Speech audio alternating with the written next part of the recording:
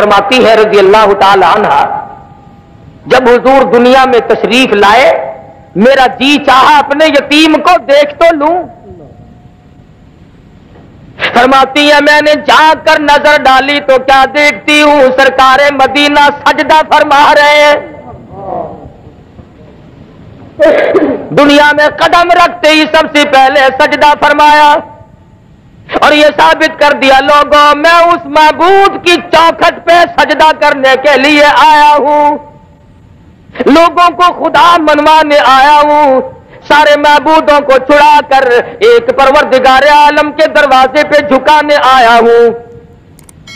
آمنہ خاتون فرماتی ہے میں نے اٹھا کر گود میں رکھ لیا، پیشانی پہ بوسہ دیا، چوم کر میں نے ہاتھ میں ہاتھ پکڑنا چاہا، دیکھتی کیا ہوں دائیں ہاتھ کی انگلی شہادت والی اٹھائی اور آسمان کی طرف اشارہ فرما رہے ہیں، گویا فرماتے ہیں او میری امی جان، او عرب و عجم کے لوگوں، پہل کے اندر زلزلہ کیوں آیا؟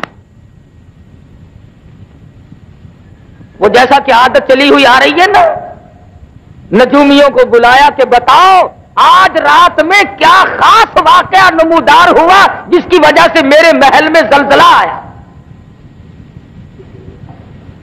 بے شمار نجومی تھے، کسی نے اطلاع دی کہ عرب کے اندر ایک یتیم پیدا ہوا ہے، بے شمار اس قسم کے واقعات ہوئے ہیں، ان کی تشریف آوری کی وجہ سے ایسا ہوا، اور اصل مقصد یہ ہے اب آ گئے غربا کے حقوق کے پاسباں، یتیموں کے والی آ گئے، غلاموں کے مولا آ گئے، کمزوروں کے ماوا آ گئے، ضعیفوں کے سہارے آ گئے، آج کے بعد بادشاہت نہیں چلے گی،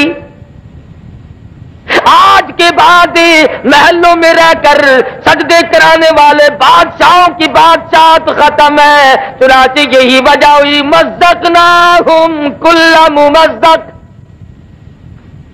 ان فی ذلک لآیات لکل صبار شکور۔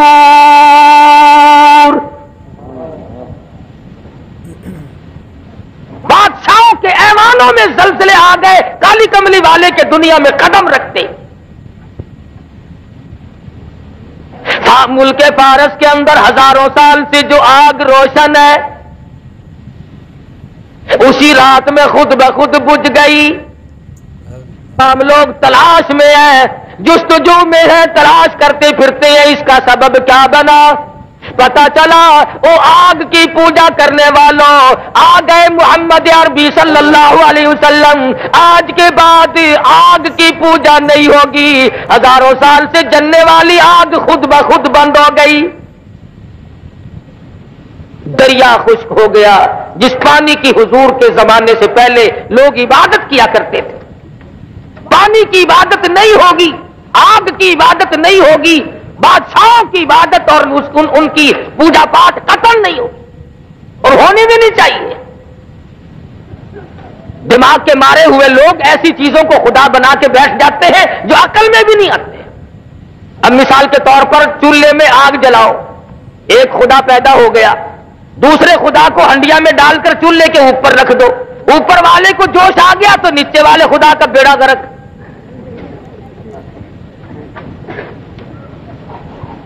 کوئی پانی کو خدا، کوئی آگ کو خدا، کوئی بادشاہ کو خدا، کوئی لکڑی کو خدا، کوئی پیپل اور بڑ کو خدا مانتا تھا۔ حضور اکرم صلی اللہ علیہ وسلم کی تشریف آوری سے ثابت ہو گیا کہ اب یہ تگ و دو نہیں چلے گی، یہ سارے معاملات ختم ہیں۔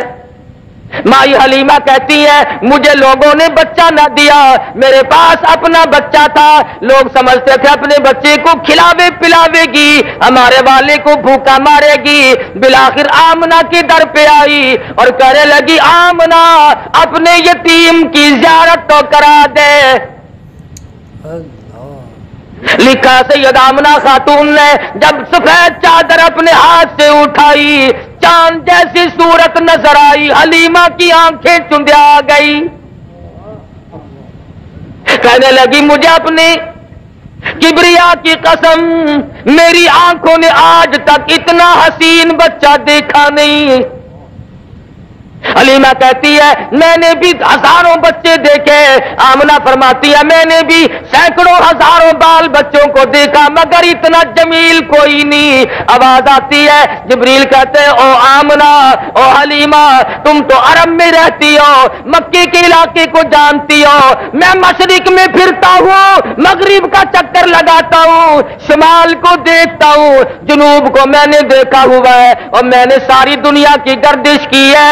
آفاق گردیدم بسیار خوبا دیدم لیکن تو چیزیں دیگری، میں نے سارے جہان کا چکر لگا لیا ہے۔ اور جبریل کہتے رب اکبر کی قسم میری آنکھوں نے اتنا حسین دیکھا کوئی نہیں۔ اللہ پاک کی طرف سے آواز آتی ہے جبریل تم دیکھتے تو تب جب میں نے ایسا حسین کوئی پیدا کیا ہو، اب تو بنایا کرو گے، شاید اور بھی ایسے جمیل آ جائے، احسن آ جائے، خوبصورت آ جائے۔ فرمایا نہیں نہیں، رخ مصطفیٰ ہے وہ آئینہ، اب اس جیسا دوسرا آئینہ نہ ہمارے چشم خیال میں اور نہ دکان آئینہ ساز میں۔ فرمایا میرے پاس بھی اب ایسا حسین کوئی نہیں، جس سانچے میں میں نے کالی کملی والے کی صورت کو ڈالا ہے وہ سانچا ہی توڑ دیا۔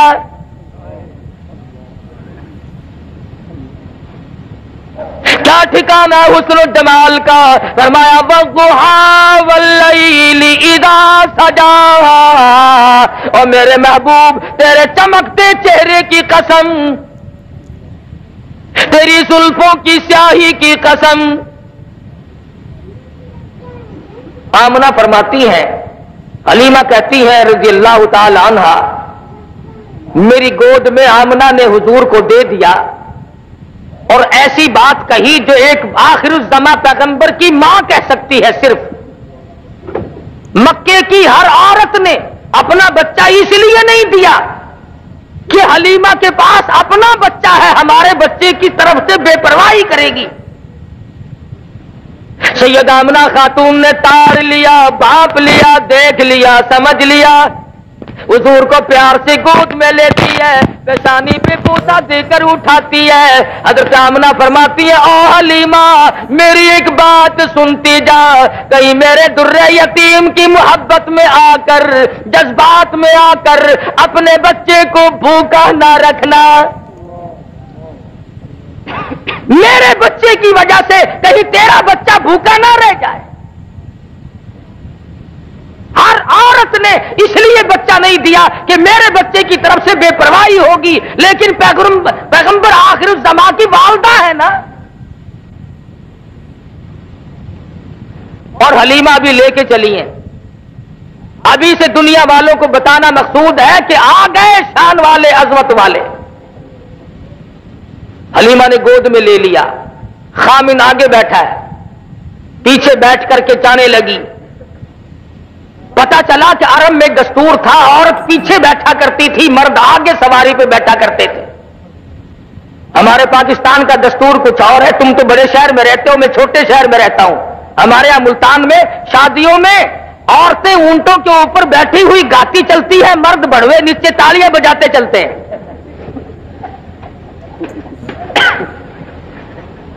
الٹا دستور جو عرب کے بگڑے ہوئے معاشرے میں بھی نہیں تھا۔ حلیمہ پیچھے بیٹھی ہے، حلیمہ کا خامن سواری کے اوپر آگے بیٹھا ہے۔ اٹھاتے ہیں اونٹنی کو، اٹھتی نہیں، چلاتے ہیں چلتی نہیں۔ اللہ میاں نے اونٹنی کو القا کر دیا، خبردار میرے محبوب کی طرف پیٹھ کیے بیٹھا ہے۔ شاباش،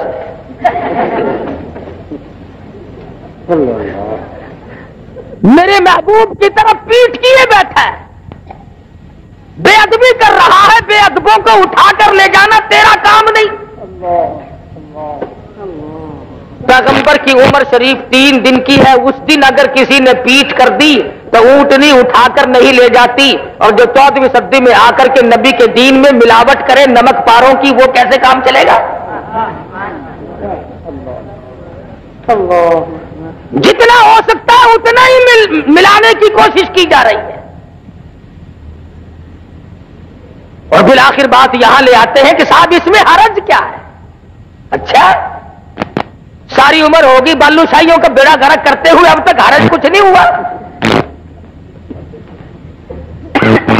ایوب خان کے زمانے میں جمعرات اور جمعے کے گوشت کا ناغہ ہوا تھا کہ نہیں؟ ہوا تھا نہیں؟ جمعرات اور جمعے کا گوشت کا ناغہ شروع میں ہوا تھا. اب جمعرات کے بغیر تو فاتحہ کوئی نہ دلائے اور جمعرات کوئی گوشت نہ ملے، اب گاجروں پہ فاتحہ کیسے آئے؟ لوگوں نے مسور کی دال پہ ختم پڑھوانے شروع کر دیے اور تو کوئی راستہ بنا نہیں. مولوی کہنے لگے دیکھو جی یہ ٹھیک نہیں، مردانو چورنے ہو جانے ہیں.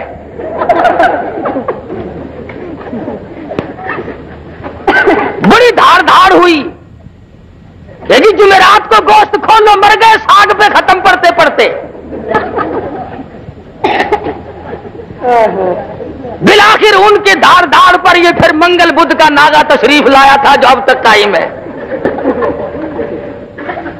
نہ تو کیا کرے؟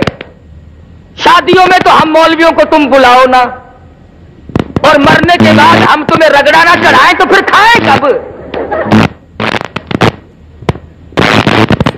یقین کرو ہم تو تم بیمار ہو جاتے ہو پوچھنے کے لیے اس نیت سے نہیں آتے کہ اللہ کرے خیر ہو، رستے میں دعا مانگتے آتے خدا کرے کانڈا نکل چکا ہو.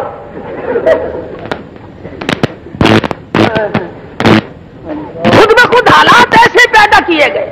مجال ہے مولوی کو کبھی کوٹھی کے اندر سے گزرنے دیا ہو، ایسی صورت میں نہیں. بنگلے میں کون مولوی صاحب کو بلائے؟ جب تک مر نہ جائے مولوی کو گھر میں قدم قوت رکھنے دیں. یہی وجہ ہے کہ آج ہم سب کے سامنے دین کا مذاق بنا ہوا ہے. رسم رواج سنت امام الانبیاء محبوب کبریا حضرت محمد مصطفیٰ صلی اللہ تعالی علیہ وسلم کی ذات اقدس ہے. قرآن کریم کہتا لقد کان لکم فی رسول اللہ اسوۃ حسنۃ لمن کان یرجو اللہ والیوم الآخر وذکر اللہ کثیرا والیوم الآخر وذکر اللہ کثیرا. اور لوگوں میں نے اپنا محبوب امام الانبیاء محبوب کبریا حضرت محمد مصطفیٰ صلی اللہ تعالی علیہ وسلم کو تمہارے لیے نمونہ بنا کر کے بھیجا ہے. لیکن جن کے لیے نمونہ بنے ان کی حالات تو دیکھو. وَلَمَّا رَأَى الْمُؤْمِنُونَ الْأَحْزَابَ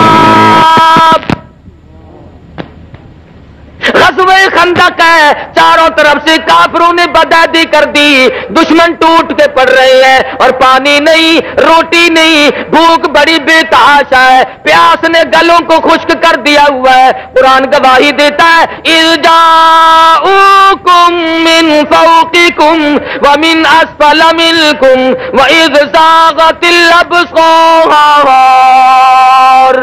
وبلغت القلوب الحناجر. یاد کرو اس وقت کو جب تمہارے سانس گلے میں اٹک گئے تھے. حالت یہ ہے صحابہ مدنی کریم صلی اللہ علیہ وسلم کی خدمت میں آ کر عرض کرتا ہے میرے آقا کرتا اٹھا کر دکھاتا میرے پیٹ پہ ایک پتھر بندھا ہوا ہے. امام الانبیاء محبوب کبریا حضرت محمد مصطفیٰ صلی اللہ تعالی علیہ وسلم نے رحمت والے ہاتھ سے اپنا کرتا مبارک اٹھایا تو 2 پتھر بندھے ہوئے ہیں.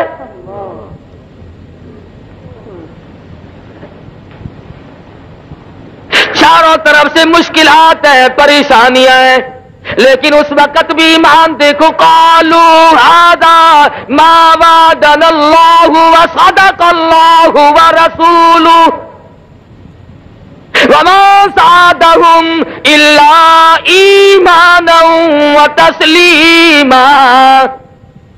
بجائے پریشانیوں میں ڈھیلا پڑنے کے، کچھ کچا ہونے کے، صحابہ کرام کی گواہی قرآن کریم دیتا مضبوط ایمان بنتا چلا گیا. اس پریشانی کے عالم میں بھی قدم نہیں گھبرائے. بالآخر غزوہ خندق میں کافروں کا ایک بہادر مدنی کریم صلی اللہ علیہ وسلم کی فوج کے ہاتھوں، صحابہ کرام کے ہاتھوں مارا گیا. انہوں نے کہا جی آپ ہمارے بہادر کی لاش دے دیں، 10,000 روپے ہم سے لے لیں، 10,000 روپے ہم سے لے لیں. ان کے پاس روٹی نہیں، ریشن نہیں، اسلحہ نہیں، پانی نہیں، ضرورت ہے پیسے کی. مدنی کریم کی فوج بھوکی ہے، پیاسی ہے، درختوں کے پتے بھی نصیب نہیں. 3 دن گزر گئے، مدنی کریم کے غلاموں نے پانی آنکھوں سے نہیں دیکھا. ایسے وقت میں جب کہ ضرورت تھی، کہنا چاہیے تھا کہ ہم تو جی 20,000 لیں گے،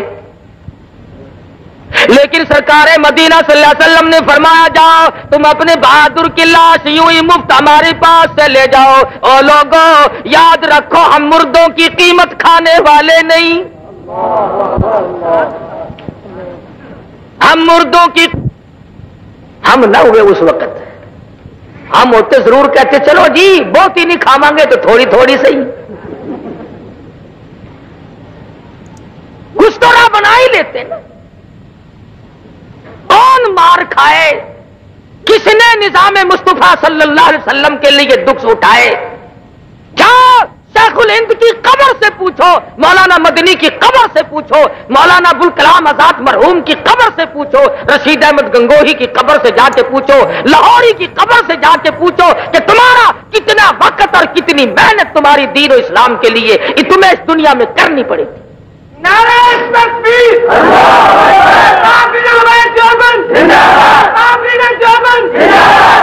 کس سادگی کے ساتھ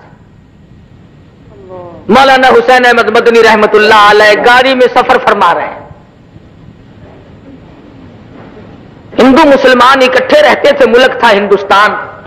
ہندو جب پیشاب وغیرہ کے لیے گیا تو کسی نے لیٹرین کو گندا کر رکھا تھا، بڑبڑاتا ہوا باہر نکل آیا.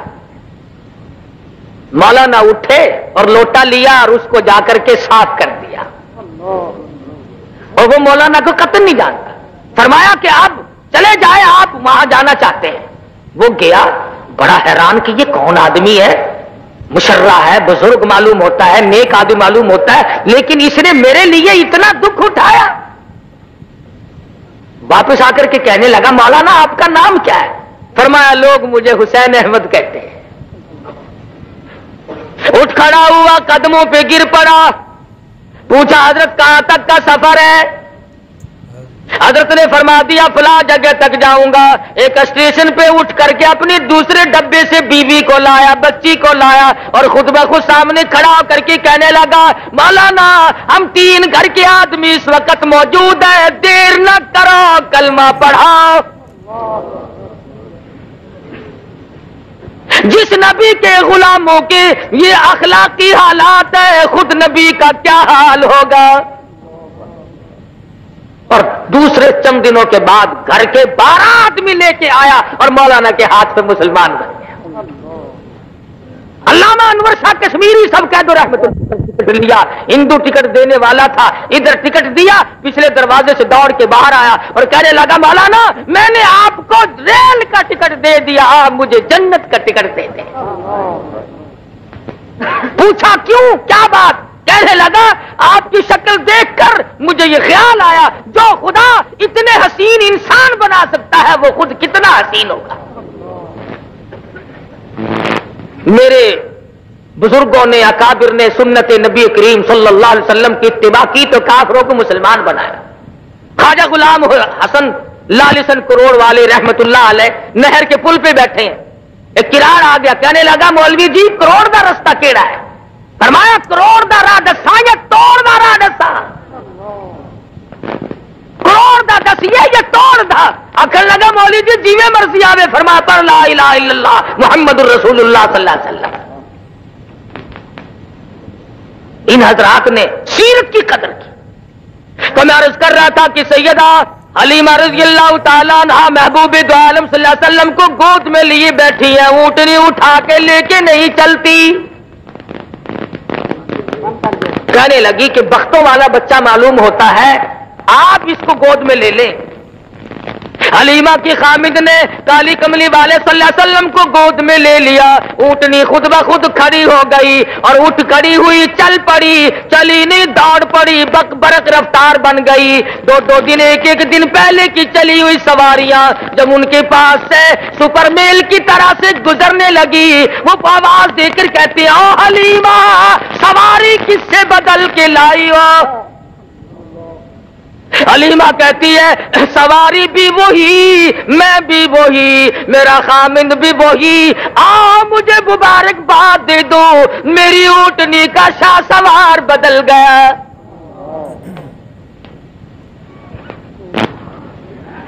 گھر میں لے جاتی ہے، کہنے لگی اپنے خامند کو بکری کے نیچے ذرا دیکھو ایک آدھ دھار دودھ کی مل جائے، اپنے معصوم کو پلاؤں گی۔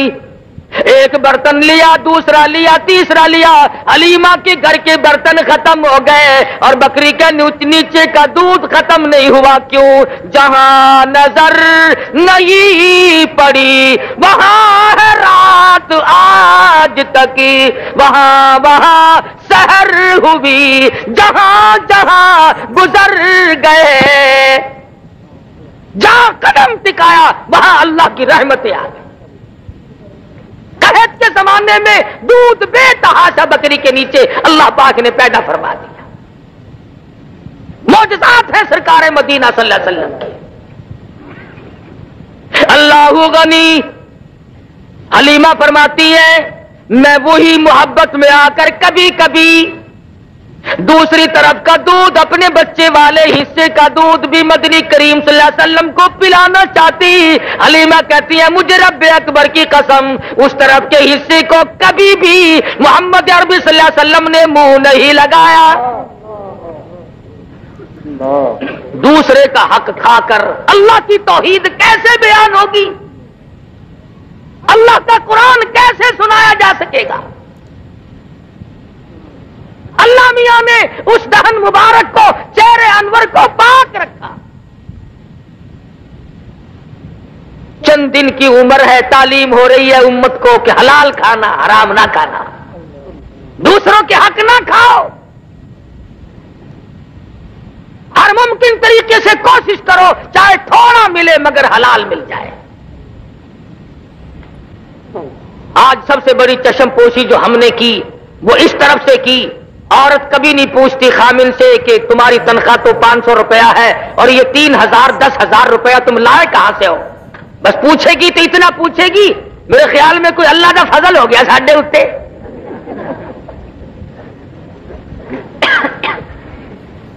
اندازہ لا، ذہنیت دیکھو۔ وہ بھی کہتا ہے چپ کر کے بکسے وچ رکھ دے، بس ہن کام انشاءاللہ ٹر روپیہ ساڈا بھی، یہ نہیں کتنا مہنگا پڑے گا۔ پھر روتی پھرتی ہے مولوی جی 2 منڈے نے ایک بھی سجدہ نہیں، ایک بھی کم دا نہیں، سگو نام دے تو چنگا سی۔ اللہ کی بندیوں کبھی تو سوچو، یہ مدنی کریم صلی اللہ علیہ وسلم کے دروازے پہ کافر مسافر آتا ہے اور آ کر کے کہتا ہے او اللہ کے نبی میں ہوں تو کافر، میں ہوں مسافر، میرے پاس سواری کوئی نہیں، میں سوال کرتا ہوں مجھے کوئی سواری دو میں گھر پہنچ جاؤں۔ مدنی کریم نے نہیں فرمایا جا جا تیرے لیے ہمارے پاس سواری کہاں سے آئی ہے، کھڑے ہو کر فرمایا او لوگوں جو آج میں محمد الرسول اللہ کو سواری دے گا میں جنت میں اعلیٰ درجے کی سواری کا وعدہ کرتا ہوں۔ عبادہ بن ثابت رضی اللہ تعالیٰ عنہ اٹھے اور اپنی اونٹنی دے دی حضور کے ہاتھ میں، حضور نے اس کافر مسافر کو پکڑا دی۔ وہی مسافر کہنے لگا کہ جی برا نہ ماننا مجھے بھوک بھی لگی ہے۔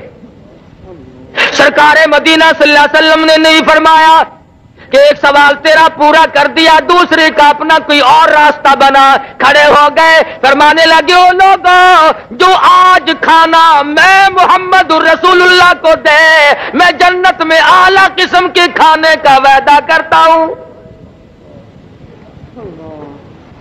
علماء نے لکھا ہے کہ اس سوال کا صحابہ میں سے جواب نہ ملا، اور کیوں نہیں ملا؟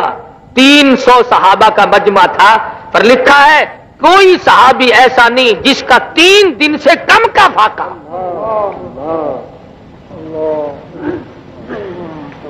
سلمان فارسی اٹھے, فرمانے لگے آؤ میری ساتھ, میں تجھے ایسے دروازے پہ لے کے چلوں گا جہاں سے کچھ نہ کچھ ملے گا. ساتھ لیا, خاتون جنت فاطمہ الزہرا رضی اللہ تعالیٰ عنہا کے دروازے پہ لے کے گیا. جا کے آواز دی, یا اہل بیت رسول اللہ انطعموا فی سبیل اللہ. اللہ والی, مسافر بھوکا اس کے لیے کھانا چاہیے. اندر سے آواز آئی, ذرا حسنین کریمین کے چہرے کو دیکھو, ان کی شکلوں کو دیکھو. آج 4 دن کے فاقے نے نبی کے نواسوں کی شکلیں بگاڑ دی. حالات ایسے. اور جب واپس ہونے لگا مسافر تو آواز آئی, سلمان میری چادر لے جاؤ, یہودی کے پاس جا کے گروی رکھو اور بدلے میں غلہ لے آؤ, پیس پکا کر کھلا کے بھیجوں گی. فاطمہ کے دروازے سے بھوکا کوئی نہ جائے. اپنا 4 دن کا فاقہ ہے. تو یہ حضرات بھی تو دنیا میں زندگی گزار کے گئے, اور آج ہم ہیں. ہزاروں مشکلات آتی ہیں, ان تمام کے لیے آسانی اور ان کا حل دنیا کے اندر تلاش کرتے ہیں, اللہ کی ذات سے نہیں مانگتے. مانگنا چھوڑ دیا لوگوں نے, عورتوں نے بھی مردوں نے بھی. ایسا معلوم ہوتا کہ خدا کو ریٹائر کر دیا. اللہ میاں فرماتے ہیں, او میرے نبی, جب آپ نے مردوں کی قیمت نہیں لینی, میں ان بھوکے پیاسوں کو لڑتا ہوا تڑپتا ہوا برابر دیکھ رہا ہوں.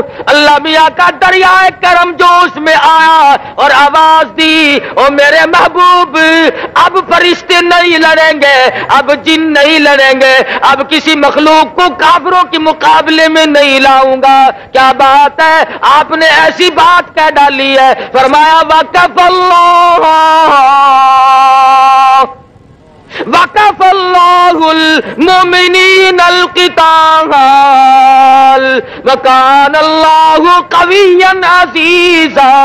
اب ان کافروں سے میں خدا خود لڑوں گا, میں خدا خود ان سے نپٹوں گا.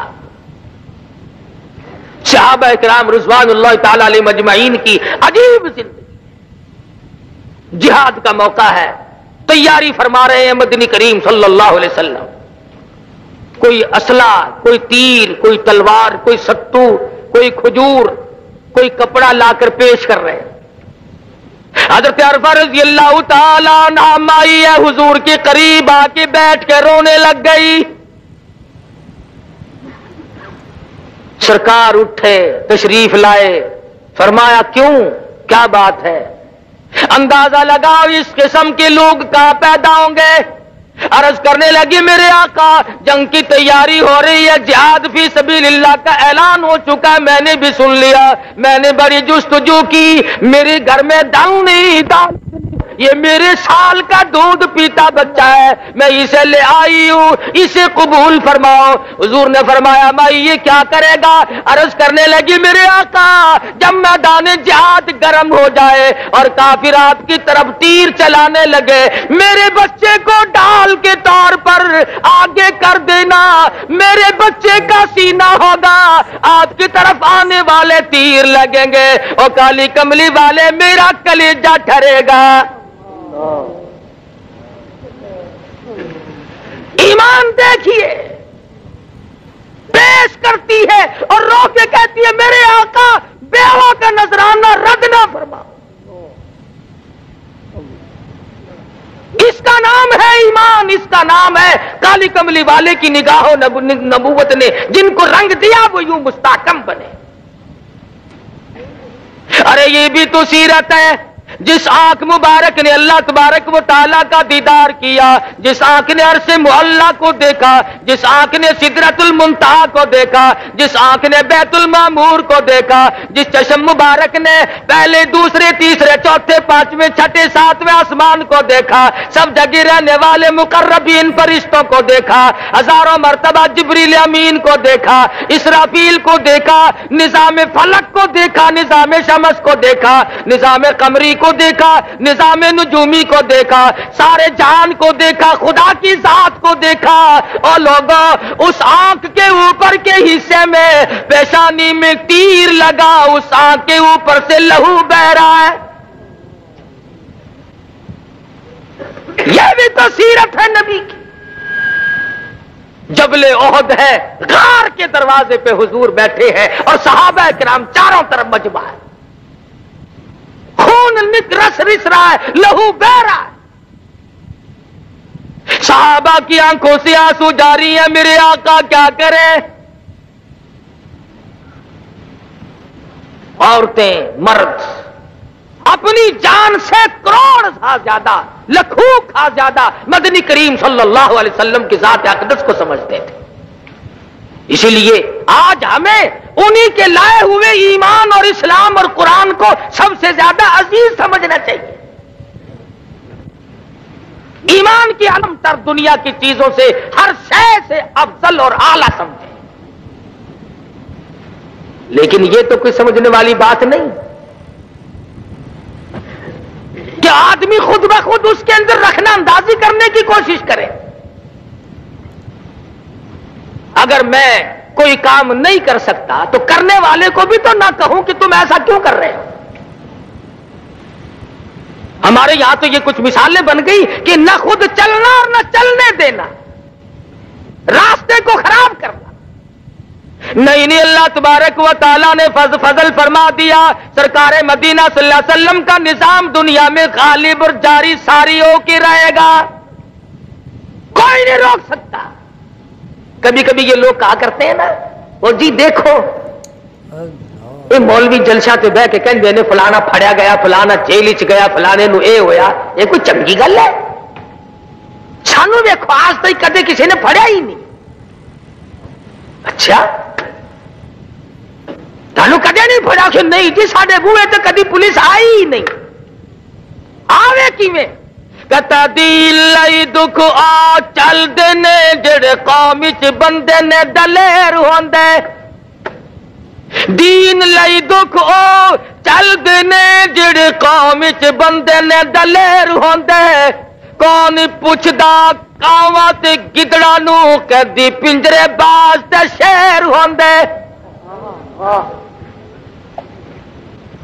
پکڑنے جوگی صورت ہو تو کوئی پکڑے، یہاں جب موقع پڑتا ہے تو لوگ ہمیں نہیں چھوڑتے۔ جب بھی موقع آیا تحریک نظام مصطفیٰ صلی اللہ علیہ وسلم کے درمیان میں ایک مرتبہ چلتے جلوس میں سے مجھے پکڑ لیا، مجھے کہنے لگا مولوی چل سیدھا تھانے۔ میں جلوس تو ذرا فٹ پاتھ تے کھلا ہو کے نیت بن لئی، اگے کی کردا میں کہ نفل رہندے میرے بڑے کون جو کسی کام کے ہی نہ ہو، پنجرے میں شیر آئے گا۔ کتا دی لئی دکھ آ چل دینے جڑے قوم وچ بندے نے دلیر ہوندے، جیل جاوے شیخ الہند، جیل جاوے گا حسین احمد مدنی، جاؤ قاہرہ کی جیل سے پوچھو، مالٹے کی جیل سے پوچھو، تمہاری کوٹڑیوں کو اللہ کے قرآن سے کس نے آباد کیا تھا۔ مولانا جعفر تھنیسری رحمت اللہ علیہ کہتے ہیں جب ہمیں لاہور سے کراچی لے جانے لگے، ایک گاڑی میں پنجرا رکھا، نوکدار چاروں طرف تار تھے، نہ میں جھک سکتا تھا نہ سیدھا ہو سکتا تھا۔ میں نے یکدم مان سوچ کر سرکار مدینہ صلی اللہ علیہ وسلم کی ذات اقدس پہ درود شریف کا ورد بنا لیا، پڑھتا رہا، ادھر تھک کر مجھے چکر آیا، خاردار تار میرے بدن میں چبھے، ادھر مجھے آقا دو عالم کا دیدار نصیب ہو گیا۔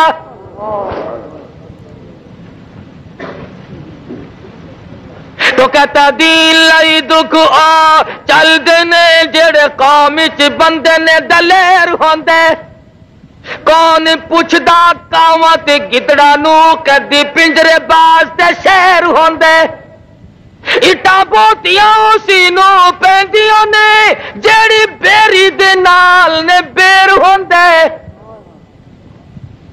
اٹا بوتیاں اسی نو پیندیاں نے جیڑی بیری دے نال نے بیر ہوندے قطرہ خون تے پانی دا بند ہو کے موتی ہیرے تے لال نے پھیر ہوندے نعرہ تکبیر اللہ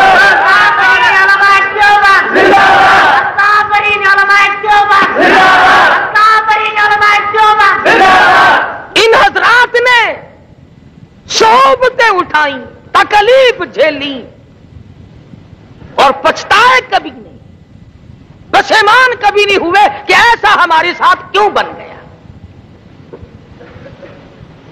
صحابہ کرام کا طرز طریق نقشہ اور سرکار مدینہ صلی اللہ علیہ وسلم کا یہی تو نقشہ ہے سیرت کا مفہوم یہی تو ہے میرے بزرگوں کو لاکھوں حدیث سے اب تک یاد ہیں ایک مولوی نے میں پوچھا تینوں بھی کوئی حدیث آندی آخر آہو میں کہ سنامی ان الناس ان النبی صلی اللہ علیہ وسلم یحب الحلوہ میں کہ اور اک بس آئی بتھیری ہے ایک ہی کافی ہے جہاد میں نہیں جانا میدان جہاد میں جاتے ہوئے دم نکلتا ہے تعویذ پھڑاؤ جی تعویذ پھڑاؤ اور میرا گھر تعویذ رہ گیا پھڑاؤ پھڑاؤ صحابہ کبھی نہیں ان چیزوں کے پیچھے پڑے اللہ غنی مرد تھے یا عورتیں تھی بوڑھے تھے جوان تھے عبداللہ بن خسیمہ رضی اللہ تعالیٰ عنہما مدینہ منورہ میں دونوں باپ بیٹا جھگڑ رہے بیٹا کہتا ہے میں جاؤں گا جہاد میں باپ کہتا ہے نہیں بیٹا میں جاؤں گا اس نے کہا ابا کچھ اور بات ہوتی تو میں آپ کی بات مان جاتا بہشت لٹ رہی ہے میں جاؤں گا قرہ اندازی کی گئی بیٹے کا نام نکلا باپ نے ہاتھ باندھ دیے بیٹے ابھی تو جوان ہے تجھے اور وقت مل جائے گا بوڑھے کو کچھ کمائی کر لینے دے اور میرے جوان بیٹے میری بڑی تمنا ہے کہ میدان جہاد ہو اور میرے ٹکڑے ہو جائیں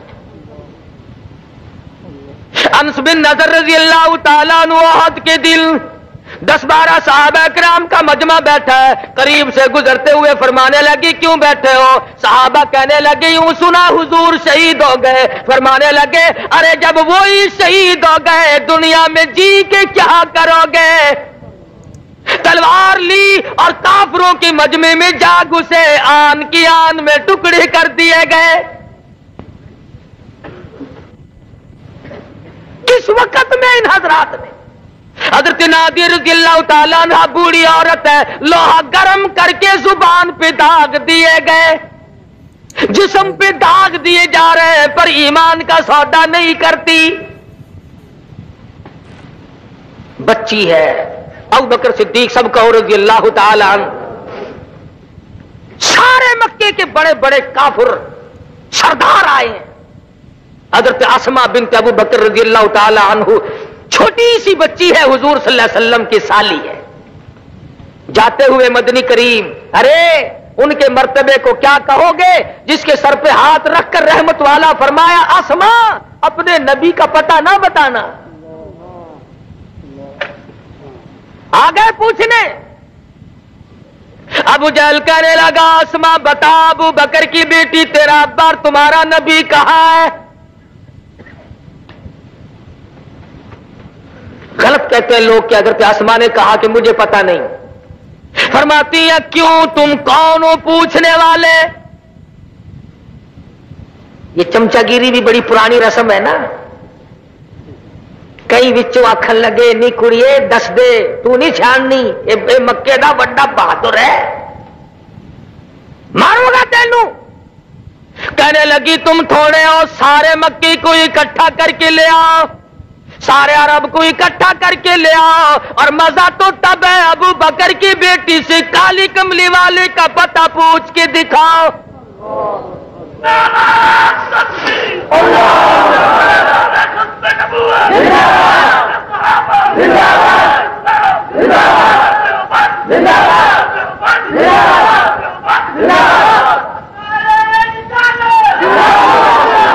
نہیں دکھا سکتے تم، میرے نہیں مجھ سے پوچھ سکتے۔ اور لکھا ہے کہ ابو جہل نے حضرت اسماء رضی اللہ تعالیٰ عنہا کے سر کے بال پکڑ کر گھما کر پتھر میں دے کے مارا، ادھر پیشانی میں پتھر کی نوک لگی، ادھر خون کی دھار دور جا کے پڑی، ادھر کہتی آ لوگو غلط ہے تمہارا خیال، میری جان کا قیمہ تو بنایا جا سکتا ہے پر تم پتہ نہیں پوچھ سکتے۔ اور قربان جاؤں 3 میل کی غار ثور کی چڑھائی کو طے کرتی ہوئی حضرت اسماء جب حضور اکرم صلی اللہ علیہ وسلم کے لیے کھانا لے کے گئی، رحمت دو عالم کی نظر پڑی، فرمایا اسماء چوٹ کیسے آئی، یہ منہ تیرا سوج کیسے گیا؟ خاموش ہے، یوں ہی ہو گیا۔ فرمایا نہیں نہیں، بچی کی آنکھوں میں آنسو آ گئے، اور میرے آقا آپ کا پتہ پوچھتے تھے، میں نے بتایا نہیں، انہوں نے مجھے گھما کے پتھر میں دے کے مارا۔ رحمت دو عالم صلی اللہ علیہ وسلم کی آنکھوں میں آنسو آ گئے، فرمانے لگے او میرے پروردگار ابو بکر کے گھرانے پہ کرم فرما، جنہوں نے میری خیر خواہی کے لیے اس معصوم بچی نے بھی اپنے منہ پہ تماچے کھائے۔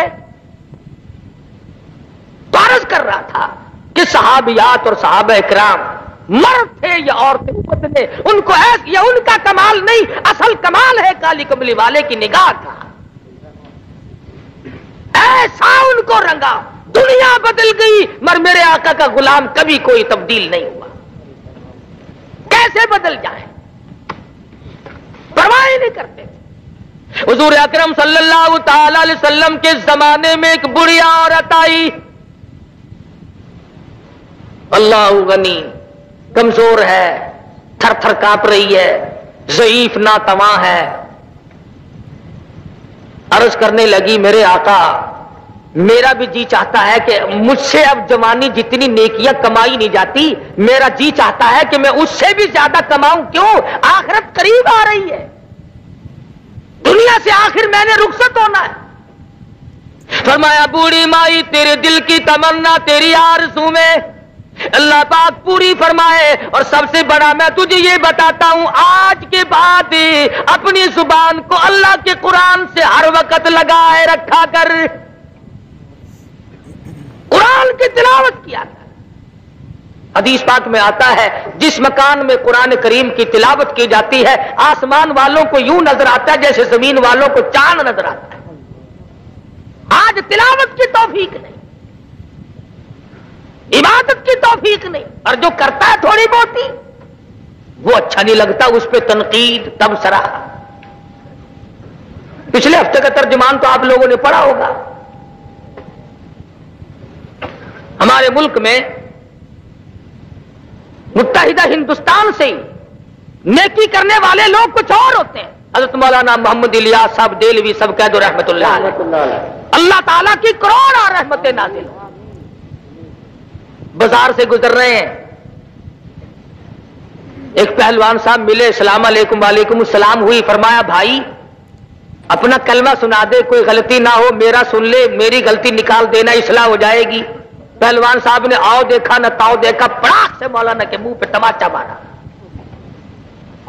وہ پہلوان تھا، مولانا بالکل چھوٹے سے قد کے، نحیف الجسم، ٹیسٹ تو بڑا ہے جتنے ساتھ تھے مگر صبر کی تعلیم دی ہوئی تھی، خود ہی تو تھپڑ کھایا اور جھک کر کے پہلوان کے قدموں پہ پیروں پہ ہاتھ رکھ دیے مولانا نے، فرمایا پہلوان صاحب معاف کر دینا، غلطی ہو گئی۔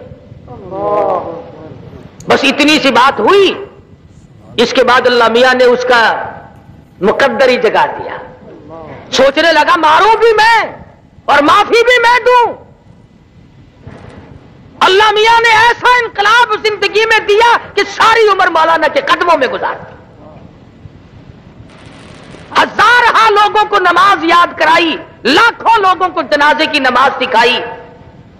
اپنا کھانا، اپنا خرچہ، اپنا پینا سب کچھ ہوتے ہوئے مگر بعض بدنصیب آدمی ان کی مخالفت کو بھی عبادت سمجھتے ہیں. وہ کہتے ہیں کسی بستی میں شام کے بعد تبلیغی جماعت چلی گئی، مغرب کے بعد یا پہلے پنڈ کے لوگ باہر آئے کہ بھی تو تم ہمارے یہاں نہیں آ سکتے. انہوں نے کہا کیوں؟ کہ ہمارے پیر صاحب نے منع کر رکھا ہے، دیکھ لو نہیں جاؤ گے ماریں گے ہم تمہیں. انہوں نے کہا بھی چلو تمہیں تبلیغ ابلیغ ہم کچھ نہیں کرنے کے، مسجد میں ہمیں ٹھہرنے دو، اب کہاں جائیں ہم، لیکن تم نے کرنا کچھ نہیں، تبلیغ ابلیغ نہیں کرنے دیں گے ہم. میں کہا چلو نہیں صحیح میاں کوئی بات نہیں. وہ پیر کو جب پتا چلا کہ تبلیغ والے آ گئے، اس نے سوچا یہ آ گئے تو پھر معاملہ تو روشن ہو جائے گا. کہنے لگا ترکیب میں بتاتا ہوں، لاؤڈ اسپیکر رات کو چرا لو، خود ہی